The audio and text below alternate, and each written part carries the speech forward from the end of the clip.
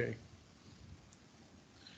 So good afternoon, everyone. Welcome again to Rock Slope Technology. This is lecture number 7. So we will be continuing with our discussion on probabilistic analysis. So yesterday we saw something about what is this probabilistic analysis, how is it different from regular factor of safety calculations, and something we heard about probability distribution function and something related to that, right? So what we'll be doing now, before I go ahead, we saw that in place of getting a single value, like in factor of safety, right? We get a probability distribution or certain probability of failure that defines the uh, extent to which a slope is stable or not. Now, how we do that in probabilistic analysis? Basically, we have a, a set of values for different parameters. Like cohesion will have not just one value, but a different set of values varying from one limit to another.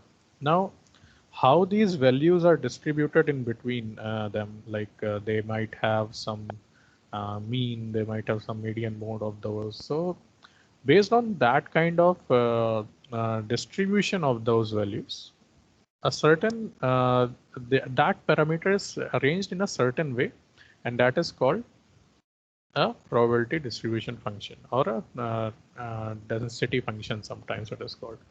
So what I will do is just to show you guys what I am actually talking about. It's a little bit conceptual, but you will see uh, how intuitive it is once it is actually done in practical. So what I will be doing is I will be showing you how we find these probability distribution function, or what it's actually look like. There are different types of functions we were discussing, right? So there was normal distribution function, and for further other distribution function we will be learning today. But before that, what I want to do today is, before jumping into the theory, let's do something, some fun activity. So what I will be doing is, I have, let me put an Excel sheet here. I have with me two sets of data. Where are the two sets? Okay, hold on.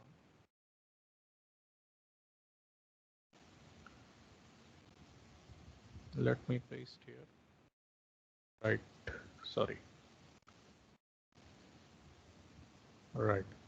So you see, I have two values, C and phi, right? This basically is cohesion and internal angle of friction. Now, in place of getting a same value for that area, I have a set of values, right? So these set of values are basically, I have tested around 100 samples, right? There are 101 column number, so there are 100 samples, and I have the data for 100 samples, their cohesion and internal angle of friction, correct? So what is happening is basically these kind of results we get when we do go for extensive laboratory testing, right?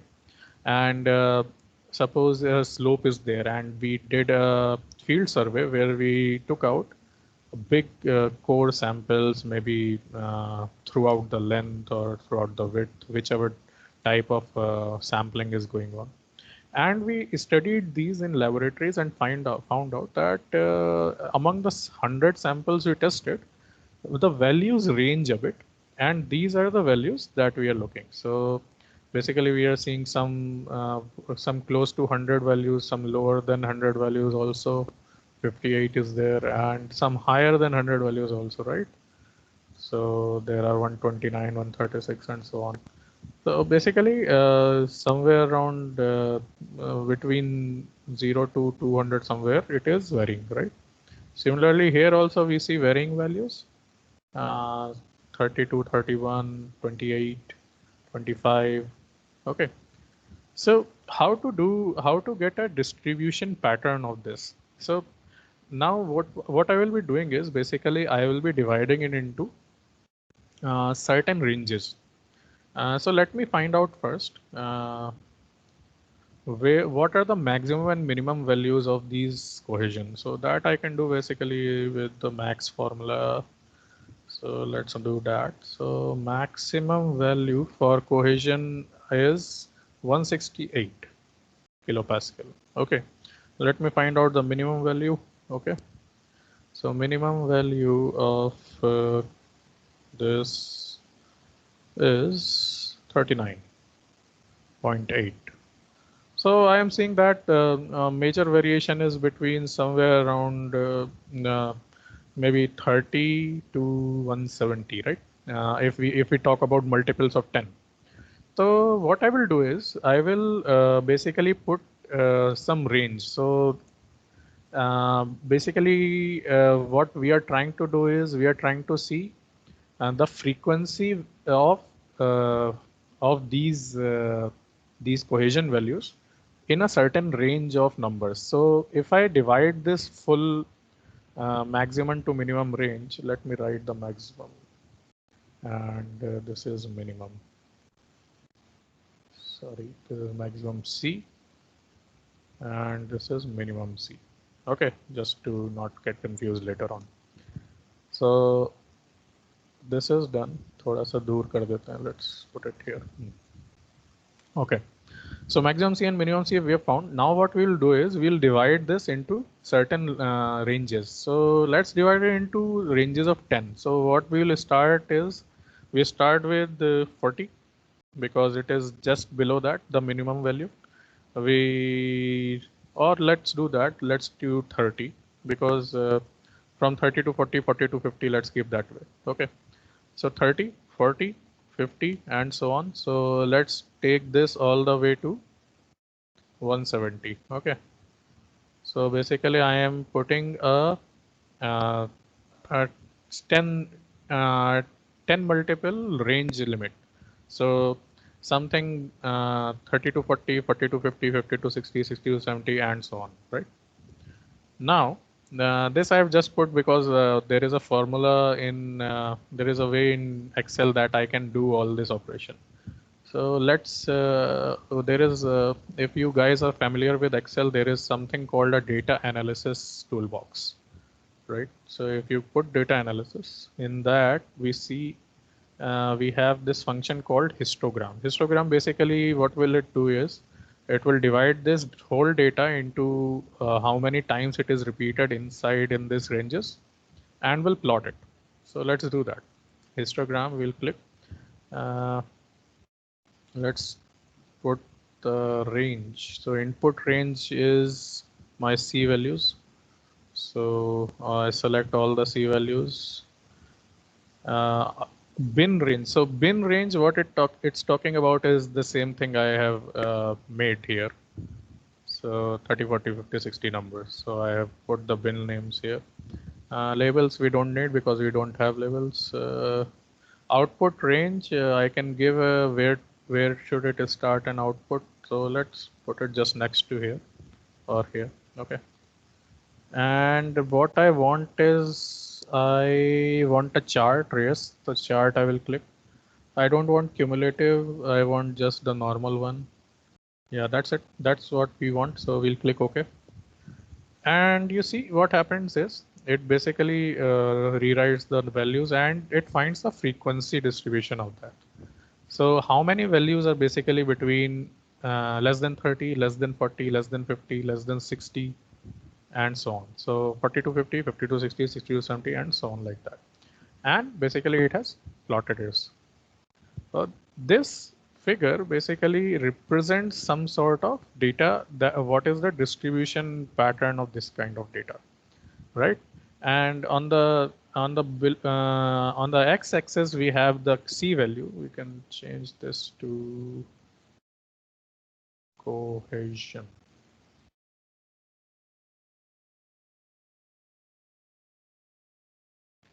And here we have frequency. Now this is called a frequency distribution curves, right? Simplest way to basically represent this full thing into one data type is putting a trend line into that. So basically we are fitting a data into it, and let's see which are available. I don't know which are available. So something on those lines are there. So polynomial is there. We basically are doing on this line. So you see how the data moves, and how the trend line basically gives an idea of the movement of data. So this is something called the distribution function. So the histogram we saw basically gave us the exact values on that, and if we represent this whole histogram by a function or somewhere something that can be transformed into an equation, so that becomes a distribution function. Now, though this is not a perfect fit, because the outliers are there and there are inliers as well, but it basically gives an average out of it. And if maybe we would have taken some more values, we might have even become closer to this curve and so on. There will be many ways to fit data, because this is just a computer estimate that okay, that is how it fits. But it actually gives us an idea that what it is and how it behaves. So, and according to this Excel graph, I can even get the, I think, equation also. So this is a polynomial fit. So polynomial, basically it has tried to fit a 4-degree polynomial, and this is the equation that it has got. Similarly, there are many complex functions that can be fitted into it, and uh, based on those kind of functions, we defined what kind of distribution is there. So that's the whole concept of probability distribution function. So right now we have actually created a probability distribution, the frequency distribution function in this case, based on our cohesion data.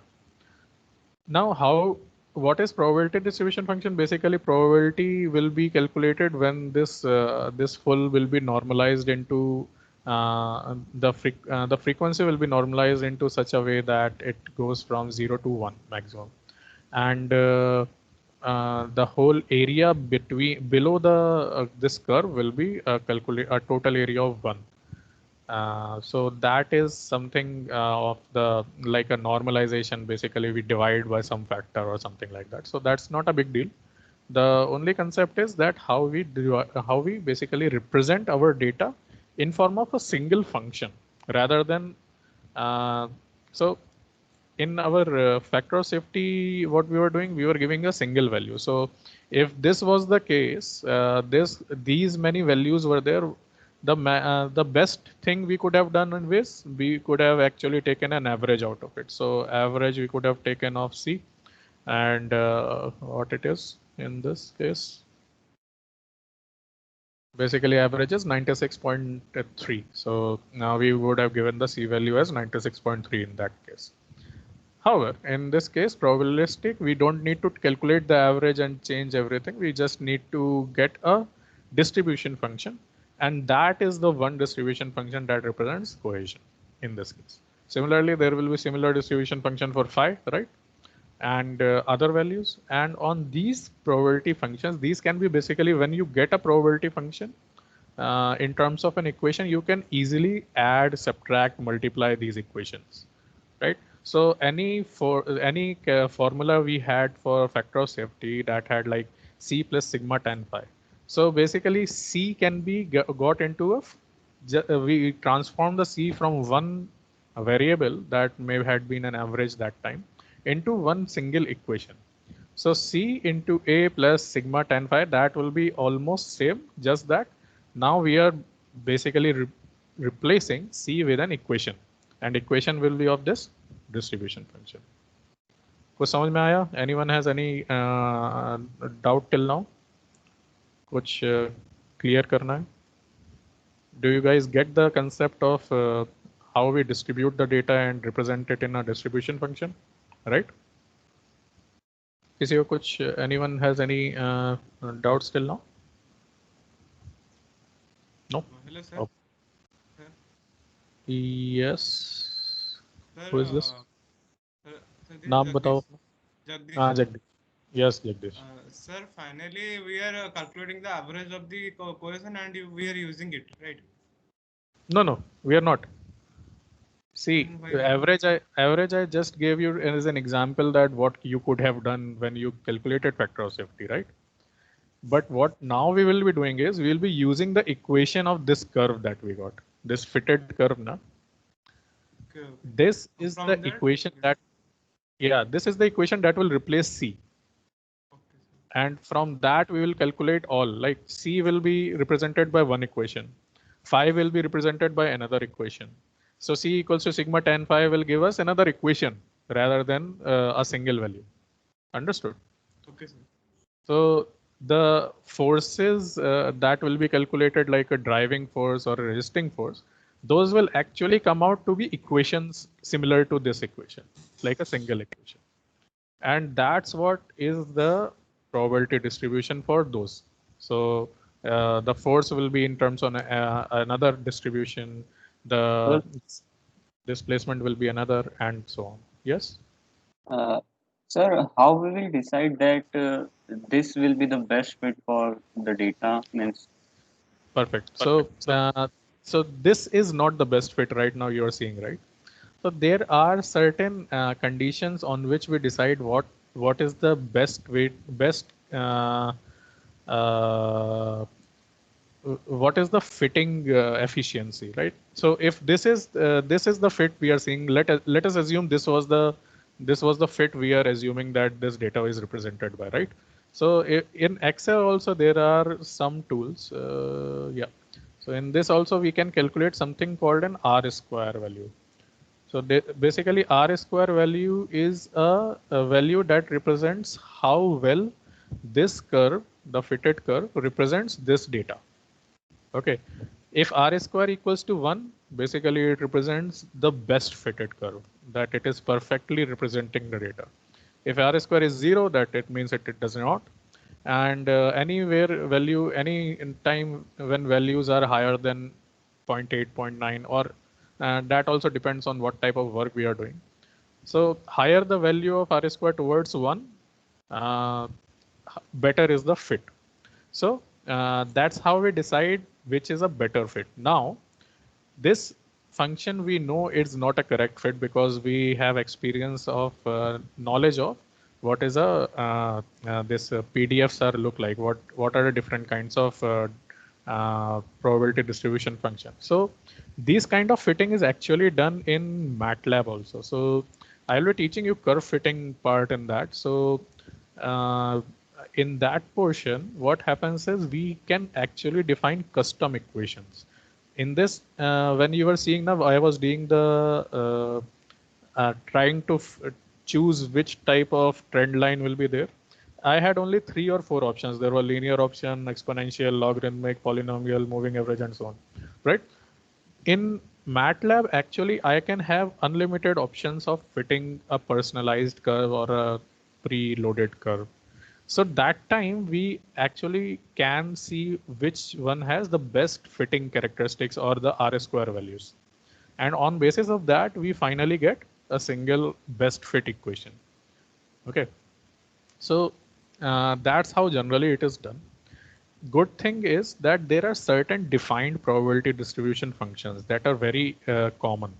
And one of the most common, as we were discussing yesterday, is a normal distribution function, this one.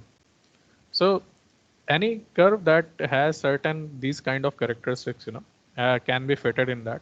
And we know which equation defines it. So we can basically find out the values of SD. We can find out the values of X bar, that is average. So based on fitting, we can actually calculate those values and we can find out. I will be discussing more what kind of distribution functions are there, some, and there are many more. So whichever fits for us, for our data, we can use that. Okay. Does that answer your question? yes, sir. Yeah. Excuse me, sir. Yes. Sir, what is the formula to calculate that R square? Hmm. Is there any equation? Yeah. So R square is the coefficient of what it's called, coefficient of fitting, coefficient of determination. You can see if you just Google simple R square, right? So these are defined coefficient of determination. Basically, it is a way in which we see how any type of fit is close to our data sets. So this is basic statistical analysis we can do. If you see, I can show you if there is a video or not. Anyways. So equations are there. So we can basically use those equations and find out the R square values. Even you can, whichever tool you use for finding out or the fitting, that will actually calculate itself the R square values. Okay. So that is always there. But yeah, we also need to know what is the formula of R square, what concepts behind it are there. So that goes into more into depth of the statistical analysis. So if you are interested, that is always there. So Nitesh says R is regression, a regression constant. It is called deterministic constant in R square. And what we are doing is actually a regression analysis only. So regression basically means we find a single equation or a single function that represents our data. So we may have random data from field, but a single equation may be used to predict that data. So that's what the regression is all about. So R square, you can basically find the functions here, the definitions here if you are interested. Okay. Prabhu. Sir. Hello, am I audible, sir? Yes. Sir, this is Rohan. Rohan, yeah. Yes, Rohan. Sir, so basically we are converting our, from the given data, we are converting, we are getting a lines equation and we are using it in place of C and phi. Exactly. Sir, so now our equation is changed. Now again, we are going to use single values to get a particular answer. Means No. We are going to put these data into the equation to get the answer, or how are we going to get the answer of the factor of safety? Yes. So hold on to your seats. That will be coming in this class, or if we can reach there. Yes, sir. So that's what we will be discussing, how we calculate the factor of safety, or in this case the probability of failure. So right now what we need to understand, what my whole purpose for this demonstration was, to see what is the distribution function and how we convert our data to a distribution function, right? Now we have understood that. Now we will see how we calculate actually the stability of a slope. Okay. So good. You are good. You all are at least understanding what we have to do. So let us reach there soon. Okay. So this one is clear, right? Till now, what is a probability distribution function and how we basically find a distribution function from our given values, right? I think this much is clear. So if anyone, if no one has any more questions, we can move ahead. Anyone has? You can ask any time. That's okay. Okay. Okay. Let me move ahead. And if anyone has any doubts, do chat or raise your hand. Okay. So yesterday we were seeing what is a normal distribution function. So now we understand there are certain distribution functions that will be represented by many equations, right? And so we need to also know which are the most common types of distribution function and what are their characteristics. So normal distribution function is represented by this this formula: fx equals to 1 by sd root 2 pi e to the power minus 0.5 x minus x bar by sd whole square. So here you can see there are there are variable. The x is a variable, right? And there are two constants, that is standard deviation and the x bar. So x bar is basically the mean of all these values, and the standard deviation is calculated by this formula. So similarly, there will be these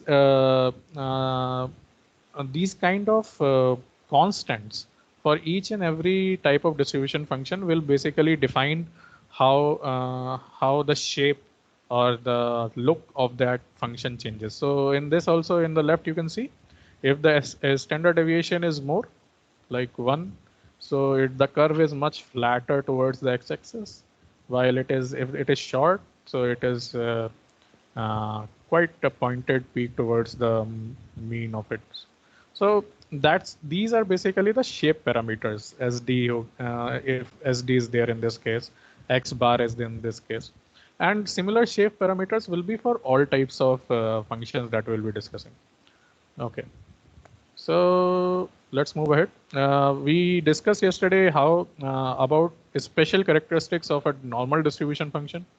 So in normal distribution function, we saw that within -1 to +1 standard deviation, the almost 68% of the data is there, right?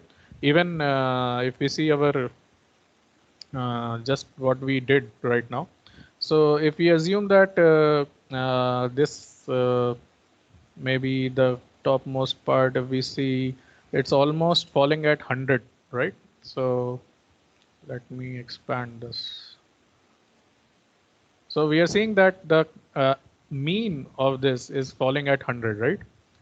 And if we notice, most of our data, the maximum percentage of our data is basically falling into a very small zone on the in the middle part, right? So same thing. It also says that the normal distribution, 68% of the data actually falls in one standard deviation of the data. One standard deviation means by the formula we calculate a standard deviation, and within +1 and -1 of that mean we get most of our data, that is 68%. In the -2 and +2 of a standard deviation, almost all of the data is already there, 95%. And within -3 and +3,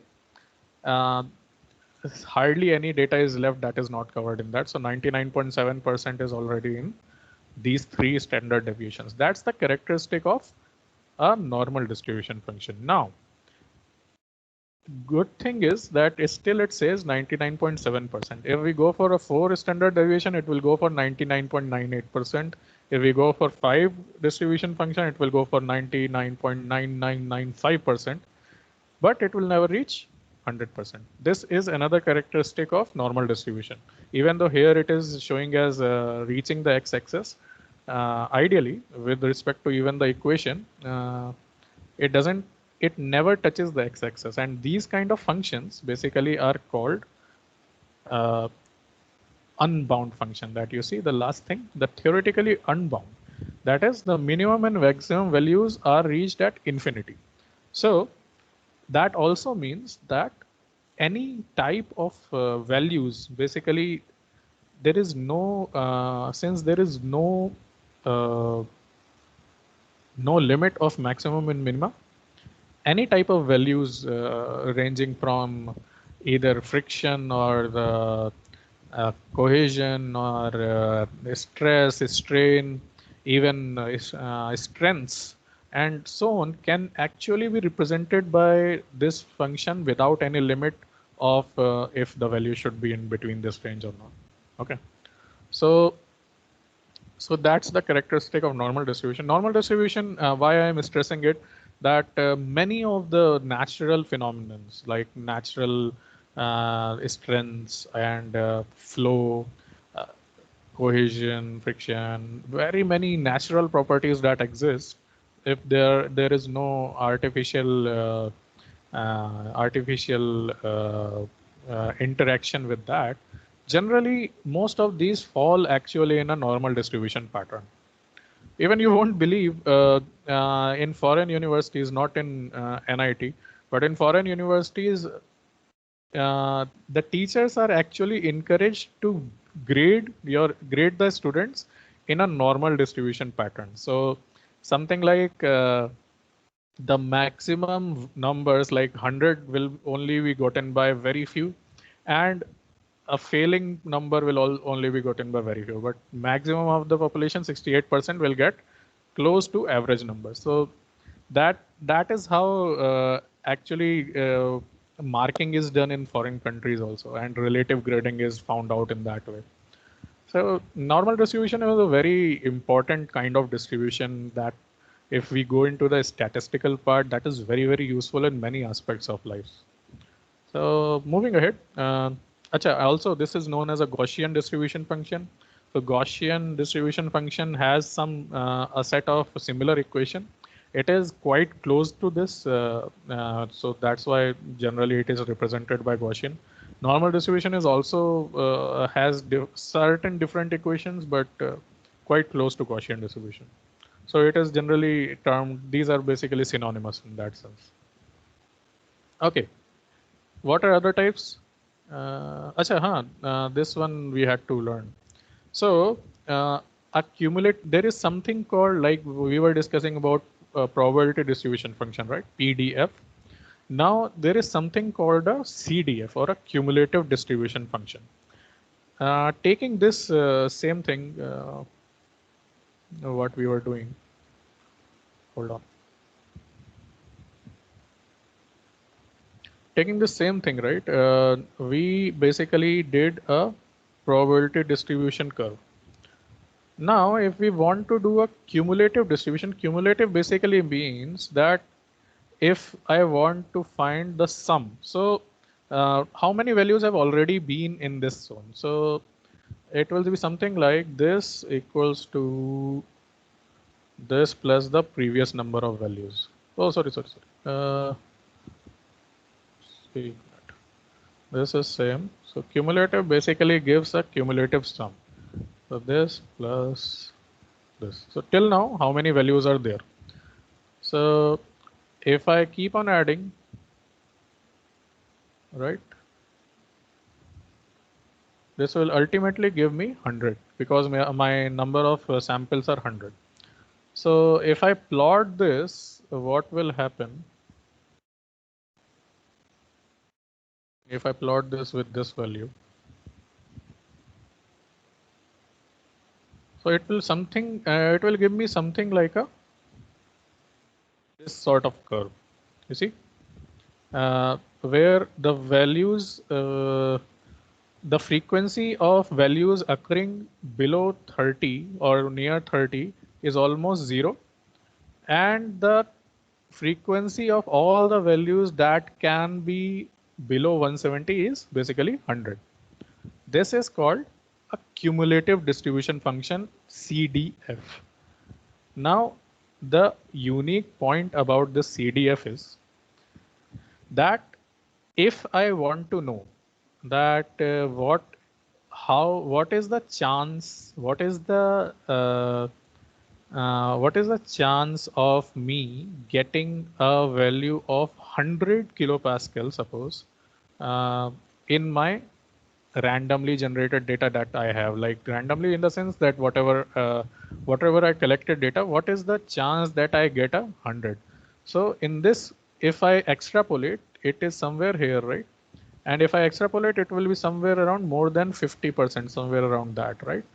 So basically, I can get a probability of me finding this value when I go for a analysis. So if I go for analysis and or if I go for a field visit or a lab work, and I want to know, okay, among so many samples which I will do, what is the probability that I get to get that the value will be 80%. So you can basically tell them that, okay, you have only 30% probability that you will get a value of less than 80, or you will have only 10% probability that you will get a value less than 60.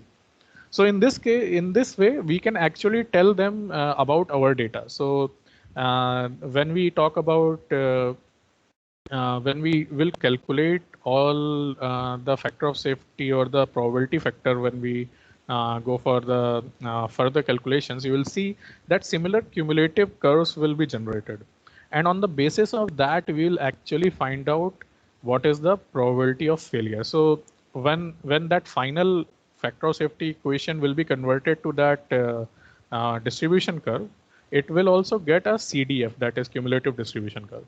And on the x-axis, like here we have 40, 60, 80, 100. There will be something on the lines of the factor of safety, right? So 0.5, 0.6, 0.7, 0.8, 0.91, 1.5, and so on. And on the basis of that, there will be certain probability, the frequency distribution or probability distribution on the y-axis. And that's how we convert from probability to factor of safety and vice versa. So if we have that factor of safety, particular factor of safety, we want to know that, okay, failure factor of safety we consider as 1.2. So what is the probability of my slope to fail? By that, we can just extrapolate that, okay, suppose this value was 1.2. And if I extrapolate that, okay, so the slope may be failing 30% of times. So the probability of failure will be 30%. This I'm just giving you an idea of what is the concept of cumulative distribution function, or CDF, right? So CDF basically is used to convert between the actual value on the x-axis and the probability value on the y-axis. And this is very, very useful function, which we will be using for when we calculate the probability of failure and factor of safety. So just keep in mind what this is. CDF is basically a cumulative distribution. Probability distribution is PDF, cumulative distribution is CDF. Okay. Moving on. So this was all about normal distribution. There are many other distributions. One of them is a triangular distribution. Triangular distribution characteristic is basically it has limits. So in the normal distribution, we didn't had any limit. Probability distribution will have limits. So there will be a lower limit, L, which is represented by A, right? We have three curves here, right? So there are certain values of A, B, and C. So lower limit is A, higher limit is B, and the maxima where it is reached the maximum point is C, the mode value. So represented by these three parameters, we can actually always get a triangle. So that is a triangular based distribution. And this is a bounded type because we know which are the maximum and minimum values.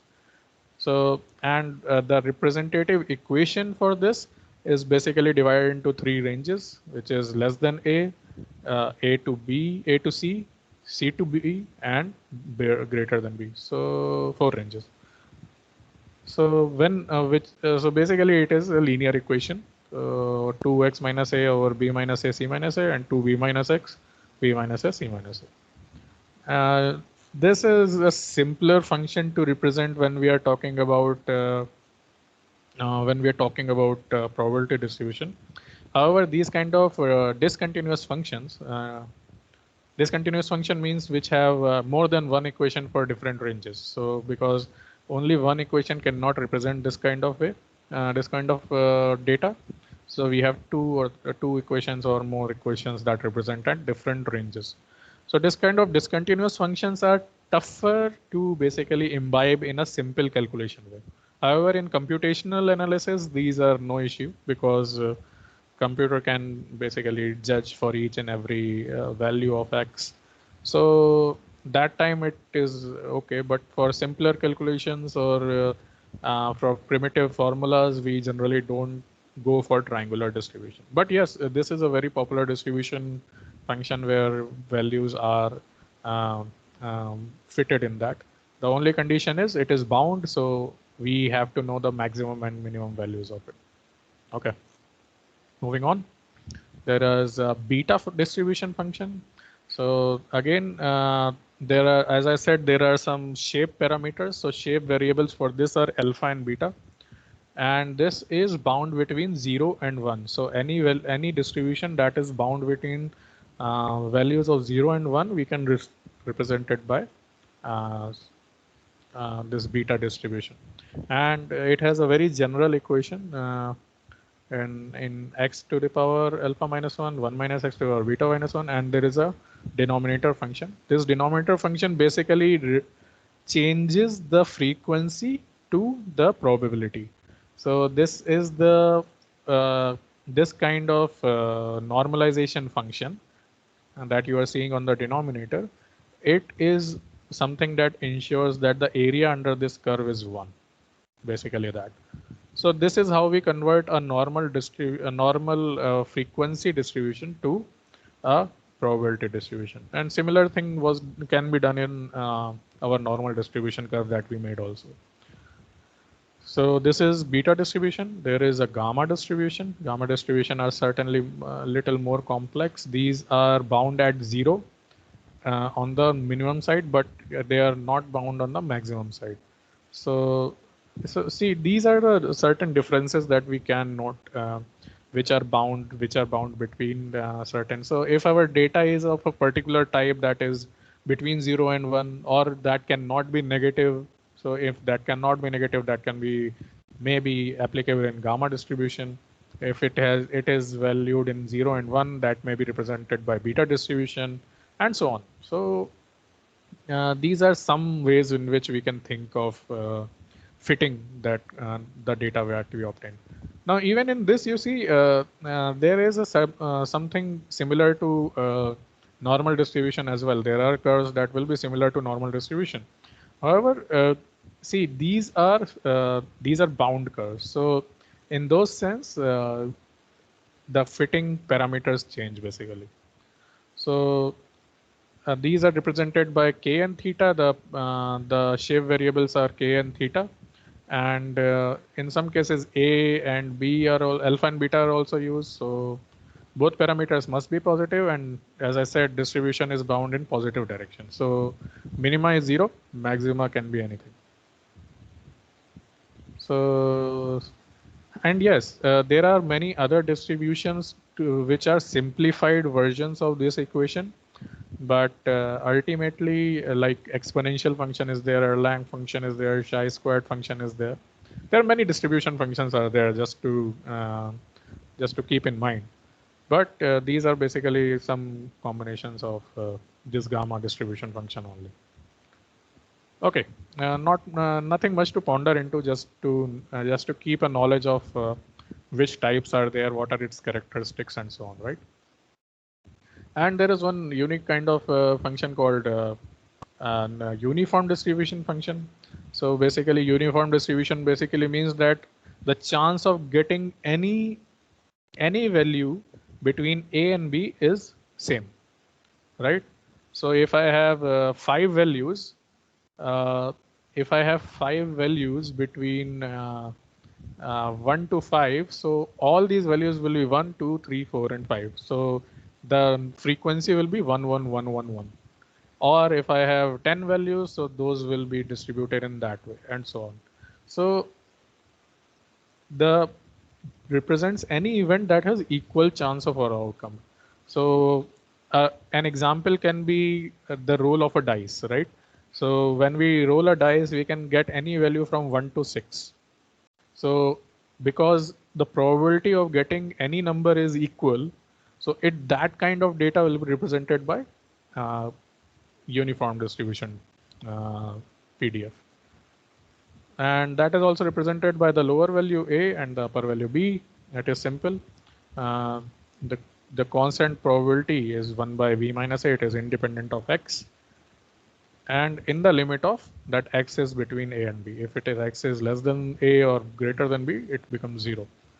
So that was it. Achha, log normal distribution is there. So log normal is something where we basically change the normal distribution to log distribution. So basically X is replaced by log of X in the normal distribution equation. So this becomes a log normal distribution. These kind of are a little bit complex. Basically, there are so many functions that are just made to ensure that we get a good fit of that data, good representation of that data. As soon as we get a good representation of that data, we can use that into our further work that we'll be discussing. Okay. In this, mu is the mean that we represented by X bar in last time. Sigma is the standard deviation that was in the normal distribution, similar to normal distribution, and X is replaced by log of X. So similar equation of normal distribution, but just for log of X, NLX, sorry, natural log of X. Okay. And there are so many distributions, like n number of distributions. You can, if you are interested, you can actually read in on online about those. So that's up to you. Now, coming to the main part, how much time we have? Okay, so let's do that tomorrow then. So till now, anyone has? Yes. Sir, this is Prabhu here. Yeah, Prabhu. Sir, I want to ask, shall we check each and every individual function to get the R square value, whether the R square is approaching to 1, that will be more considerable over the next others. So Prabhu, when we do these kinds of fittings, right? So we have certain idea of what kind of functions will be there. So as I was saying, right, there are different types in different applications, right? Like beta function was applicable for 0 to 1. Gamma function was from 0 to positive numbers. And this kind of normal distribution can be unbound, right? So we basically, what we do is, based on what kind of data we have, first we see our data, right? Okay, this is the maximum value, this is the minimum value, how it is distributed. Then we shortlist our functions. Okay, these are the probable functions that actually can fit in this. And then based on what kind of application is there, okay, if I have an application where negative values can also be there, then I won't be applying the log normal or a beta function or a gamma function, right? We will go for a normal distribution function, because even by a normal distribution function, we can get a lot of variations in the values. Okay, so similar functions, we have so many different functions that are fitting in that criteria. Then we try to see which one gives us best. So it is not required to just point out to your question specifically. It is not required to go through every function that is available, because there are so many. But if we can get a good fit is a very subjective term. R square value of 0.995 is sometimes considered not so good. An R square value of 0.85 may be considered sometimes very good. It is dependent on what kind of fitting we are obtaining from different methods. So if we are getting a sufficiently acceptable fitting of R square, then we go for that function only. Now, why these many functions are there, and shouldn't we check? If we have time, why not? But the whole purpose of these many function is basically to ensure that whatever kind of data is there, some or the other function will be fitting. Even we can create our own data type, our own PDF. That is not a big deal.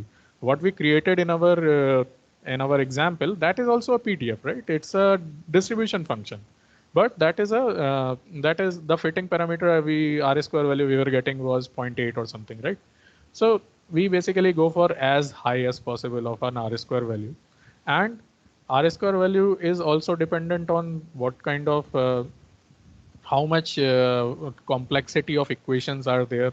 So there are more parameters to judge. There is something called adjusted R square values, where we see if we add more variables, is there any significant change? So when we go into that statistical analysis, we understand that, okay, this is something we can understand in this way, that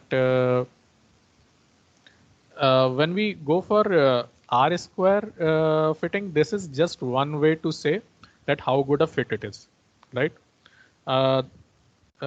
We may also have certain other parameters to judge that, and based on combination of one or two more, we actually find out which is the best fit. To make things easy, there are softwares to do that, because MATLAB, as we were talking about, so MATLAB has a good curve fitting toolbox in that, and even there are certain all prefed functions that we can fit, and if we don't get that, we can actually make our own function and fit there. So yes, we can go for as many functions and try to get as high a R square value as possible. But if we are getting good enough value in some one or two tries, it's not very much useful to go for so many others. Does that answer your question, Prabhu? Little bit. Yes, sir. I got it. Yeah. So this is the concept behind how we are going to analyze our data if it is distributed. And now we are dealing into the probabilistic approach. What is the probability, how it is calculated, and so on. Tomorrow, tomorrow, Tony, or when is the next class? Monday, na? So Monday we will be discussing how we calculate the probability of failure. So there are many concepts of calculating probability of failure. There will be a margin of safety method. There will be a Monte Carlo simulation method. So we will be discussing all those. So hold your curiosity for one more class, and it's a very interesting topic. These are interesting topics if you come to learn more about these. And so yeah, that's it. If you guys have any other questions, we have a good 5 minutes to discuss that. Otherwise, we will, because that topic will take time, so I'm not starting that. That's it, guys. Any discussions you want to have? Any comments you think something is there, or some other ways can be done? Hello. Yeah, Chintan. Yes, sir. For computation, if we can standardize our data, then it will be best fit rather than using raw data. Sir, can we do this? Standardize in what sense? Like we do, sir, in x minus sigma, x minus mu over sigma, to convert all the data that into a particular range itself. Yeah. So what you are talking about, Chintan, is something called a smoothing of a curve, right? Smoothing of our data. So this is generally done when we have a lot of noisy data. So for example, we are getting when we do certain analysis like XRD analysis or certain chemical analysis, we get a lot of data that can have noise, can have very rugged, up and downs. In that sense, the same algorithm that you say that, so that is called the smoothing of data in that sense. So that can be done, true. But since right now what example we saw, right? So we had like 100 variables. 100 variables is not enough data to do that, because if we start doing the smoothing that data, we might lose actually the peaks and curves, and sometimes those may be necessary to find out what are the maximum and minimum extents of this. Suppose in cohesion, if we start smoothing our data, what will happen is it will basically start trimming the outliers. Outlier trimming will be something like maybe high or low will be cut off on the basis of the algorithm whichever we are using. So in that sense, we won't even know which is the lowest value of cohesion, right? And if we don't know which is the lowest value of cohesion, we might not know what will be the worst case scenario of failure, right? So in some cases we do that, whatever you're saying, but we need to know where to do and is it okay or not. So as you will be discussing later on as well, it is very critical to find this very small part of lower values of these as well. Tomorrow, I mean, for the next class, we will be discussing that how we calculate the probability of failure, and we will know actually more important than this full curve are the edges that we get. So if we smoothen our data, maybe we will lose our edges, and that may not be good. So yeah, can be done, but depends where we are using it, and we should be knowing what we are doing. Does that answer your question, Chintan? Yes, yes. Thanks. Yes. Okay, guys. Thank you so much. You guys have been wonderful, good interest, and do take interest because these topics are actually very close to what we do in field. So probabilistic analysis is one of the very important ways to find stabilization. Factor of safety, we have already discussed some part of it. We'll be discussing so much more. So do keep thinking, because all these things are directly actually applicable to what we do in field. And most of my teaching, I will try to keep it that way, that how I do and how it is actually done rather than just the theory part. So that's why I tried to, bring that this live distribution function finding here, so that at least we get an idea of things, how things are and how things will be. Okay. So thank you guys. Thank you very much. Now you may have to leave for the next class. Okay. Bye bye.